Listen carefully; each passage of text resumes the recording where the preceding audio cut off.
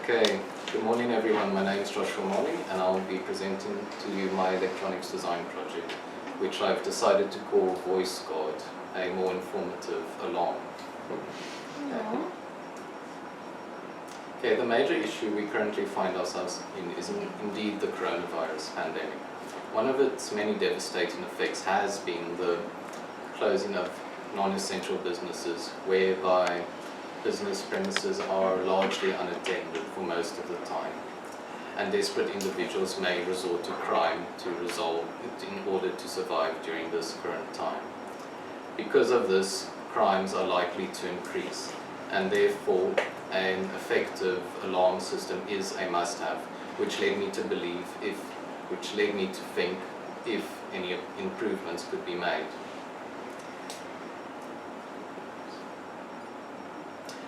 As unprotected businesses and even unprotected homes, the loss of property can cause financial burdens for individuals and lasting psychological effects following a break-in or a life-threatening situation can have far-reaching effects.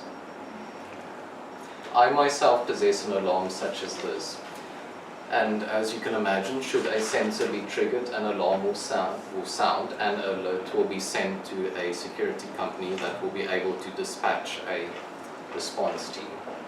However, I am somewhat displeased with this alarm because how it would work in a break-in scenario, the alarm will sound, most likely waking me up from a deep sleep within my room. Now the issue is, should the intruder be dangerous, I have no means of determining his whereabouts, as this alarm is fixed onto a wall within a hallway away from my room. Therefore, the only way for me to determine the possible location of said intruder would be for me to make my way to the alarm and take note which numbers lit up and the corresponding room that number represents. And because of this, I believe an improvement can be made, as crucial information such as this, I believe, should be learned quickly, as this could largely determine the possible outcomes in such an event, whether I keep my life or possibly lose a limb.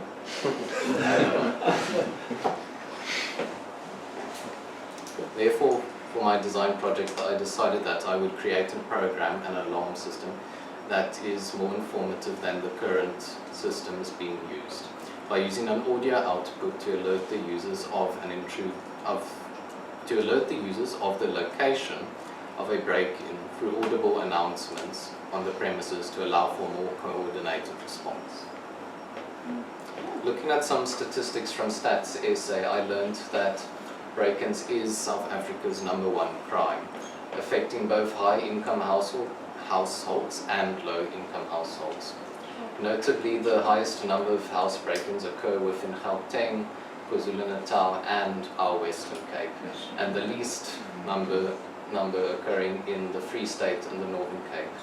It should also be noted that only about 84% of incidences are actually reported to the police. Also looking at a study published by the University of North Carolina, whereby more than 400 incarcerated individuals were interviewed, those individuals who were in prison for breaking in and stealing property from other people's households. Of those who were interviewed, 60% said they would first look to see if they could spot any alarm system before deciding should they rob a place, and the majority of which said if they did spot an alarm, they would move on to another target. Okay. As I continued my research, I learned that my idea is not as original as I thought it was, as this alarm system seen here, being named Voice Alert, does what I, in essence, imagined for my design project. It is capable of recording audio input from a user to be played as a warning should the appropriate sensor be triggered. It is also capable of interfacing with existing alarm sensors, allowing you to add as many sensors as you wish to your system. It also possesses electrical contacts which act as relays, which could turn on, say, lighting should a sensor be triggered.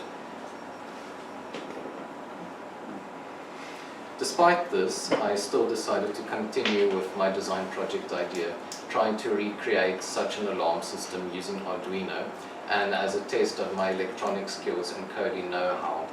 Should I be successful in recreating such a system, I would place emphasis on making the source code and the schematic to make such a system openly available to any competent builders. As today, people indeed would like to have an adequate security system, but more than often, most recent and sophisticated alarm systems are expensive, and therefore by providing the schematics and the coding for this project openly, this may reduce the cost for some individuals who are unable to pay for an alarm system. However, I will state I cannot guarantee it would work perfectly, but nonetheless it will still be a learning experience for myself trying to create this system. Okay, now looking at existing Arduino projects on the Arduino website, I found this project that was made by a user who decided to designate himself as Percy Platypus. No. This project here allows the user to utilize existing alarm systems by connecting them to the Arduino project. Now, the motivation of this project is that the owner had initially purchased a GSM alarm system which makes use of a cellular network. However, he stated when the cellular network's down, his alarm system was effectively useless, which led to him learning how to communicate with his alarm sensors using Arduino. And so, thanks to this person's work, I was able to get a better idea how I would accomplish the project. Okay, here's a picture of what I made. Now, I did intend to make some form of housing for the components. However, as I built my project, I struggled with a lot of issues in the coding, and it took longer than I initially expected to resolve. So I made the decision to spend as much time as I could trying to get my code to be as functional as possible, and therefore I created this. Here's an electrical diagram I made, which represents all the components in the project. To recreate the alarm system, I would make use of a MAX 9814 Adafruit microphone to record audio input and save that input to an SD card using the SD card adapter breakout board, and outputting that audio through a speaker along with its existing amplifier. And I would also make a user interface which would consist of an LCD display screen and a toggle button, as well as an encoder to allow the user to navigate a menu. And the project would be able to communicate or receive signals from existing alarm sensors using an RF 453 MHz module. Here's another schematic I made, which is by a small degree more easier to understand than the previous one. Here's a rough sketch I made during the early stages of the project. Here, if you pay close attention, I initially planned to make use of 6 buttons for the user to navigate the menu, but in the end I changed that so that the user would make use of a toggle button and an encoder. Okay, here's my bill of materials for the components used to create this project. Now, if I had to buy all the components to make this project, that would give us a total of 1,260 Rand. But thankfully, New Cloud already possessed some of the necessary components, so in the end I actually spent 822 Rand. Now, my project uses a door sensor instead of a PIR motion sensor. Now, if I had used a PIR motion sensor, making it the equivalent to the voice alert alarm system which we previously saw, that would cost you about 1,312 Rand if, again, you had to buy all the components. And now for comparison, if you were to buy the voice alert alarm system from from the people on their official website, you would pay 5,777 rand. But For the same thing? Yeah, for Yeah, that's How many sensors are included in the Just let him, we can I'll ask get the to that. question. But should my project work just as well as theirs, you would be able to save 4,465 rand. very nice. Okay. To fully explain the code would take too long, but I will Evidence of code. quickly tell you that the code includes functions that allow the program to determine what to display on the LCD key shield, LCD display, depending on where you are within the menu. I apologize. Is that not playing? Played yesterday. It's video.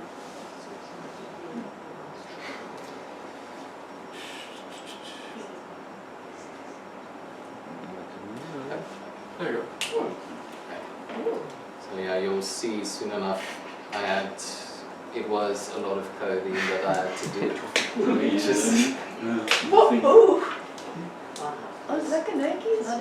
So to quickly tell you some things about the code, long portions of the code is where I'm reading or writing to the SD card or taking data from the SD card and turning it into a string variable, whereby I do some string manipulation to extract some useful information from that string, and other functions that allow the program to determine where the user is within the menu system that I've created.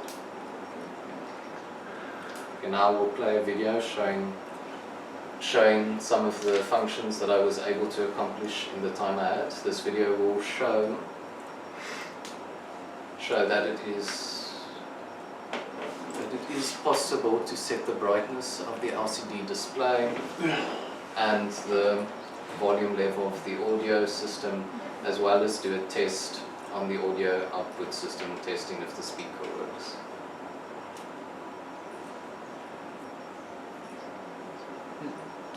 Way up to the sound. Yeah, it's a bit blurry. There you go. It's a way of deterring burglars, especially depending on what audio you decide to play with the system. It provides a more intuitive way of alerting the owner of break-ins. It is more adaptable to different dialects, that being if you have a strong accent, there may be a particular advantage in being able to record your own voice. I believe my user interface is more intuitive and easier to use than some current alarm systems. And further developed, I imagine this project could be used to announce safety procedures. Should a fire be detected, the system could announce safety routes to be taken, or maybe the location of first aid kits or fire extinguishers. It could perhaps inform individuals over a large area, such as security guards who are tasked with patrolling a large area. And data logging of which sensors triggered could potentially be used to identify weak points within secure areas as well. Okay, for time management, I spent a lot of time learning the code for the menu, and I spent more time than I expected solving the coding issues, and at one point I could have paid closer attention to details concerning the Arduino, but I was able to resolve the issue being that the nature of the pins made it unsuitable for me to use an Arduino Uno, and therefore I would rate myself a 6 out of 10 for time management, but this is largely because of the issues I ran into, making it very difficult to stick to any schedules I had planned. Okay, here's some screenshots of my activity log showing some of the tasks I accomplished on some days and technical issues I made note of. As you can see, most of this term I spent learning theory for this course and working on this project. Successes and difficulties for this project: at one point the microphone failed, which made it impossible for me to do the necessary test to determine if my code was genuinely working. At one point I couldn't record something while displaying on the LCD display, but through the clever use of Boolean variables and Boolean operators, I managed to resolve this. I also struggled to use the function to play the audios because I initially wanted to designate the audio files with a string variable, but soon learned that I had to convert a string variable to a char array, resolving the issue, and also managed to corrupt my SD card because I did not allow the program enough time to finish writing to the SD card. That was also quickly resolved just by reformatting the card and uploading from backup files. Okay, many thanks goes to the following people who helped me tremendously with this project. Nicholas, who taught myself and my fellow classmates how to code in the Arduino IDE. He also created coding exercises which I think prepared me tremendously for this task, and he was always prepared to help and answer any questions we may have had. And also thanks goes to Richard, who provided readily available components and tools, and his insightful questions helped me resolve some coding issues as well. Okay, skills I learned during this project. Primarily, I believe I learned how to remain calm when solving or tackling complex problems, especially when looking at massive amounts of code. Bad habits, I didn't strictly follow my Gantt chart, but that's because of the issues I ran into.